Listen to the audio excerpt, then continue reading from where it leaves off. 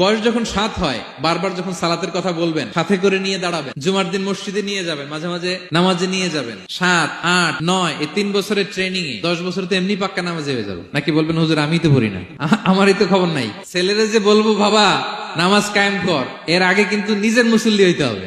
নামাজের ব্যাপারে no consideration, কোনো ছাড় নাই। সালাত আপনাকে পড়তেই হবে যে কোনো পরিস্থিতিতে। এজন্য 7 বছর বয়স থেকে বিশ্বনবী ওয়ার্নিং দিতে বলেছেন। 10 বছর বয়স হলে প্রয়োজনে রূঢ় আচরণ করো, শাসন করো, প্রয়োজনে মৃদু প্রহার করো। অনেক ফ্যামিলি আছে নিজেও নামাজি, ছেলে মেয়েদেরকেও নামাজের কথা বলে পড়ায়। জোহর পড়তে দেয়, আসর পড়তে দেয়, মাগরিব পড়তে দেয়, এশা পড়তে দেয়, ফজর পড়তে দেয় না। ফজর নিয়ে টেনশন নাই। কেন? আমার কলিজার টুকরা সন্তান ঘুমায় হুজুর, কাঁচা ঘুম কেমনে ভাঙাই। যে বাবা মারা মনে করে সকালে কিভাবে ডাকি, উঠতে চায় না হুজুর, কাঁচা ঘুম কষ্ট হয়ে যায়।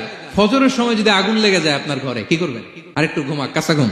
দুনিয়ার আগুন থেকে রক্ষা করার জন্য যেমনি ডাকেন, উঠায় নিয়ে আসেন, জাহান্নামের কঠিন আগুন থেকে বাঁচানোর জন্য ফজরের সময়ও ডাকার দরকার আছে না নাই?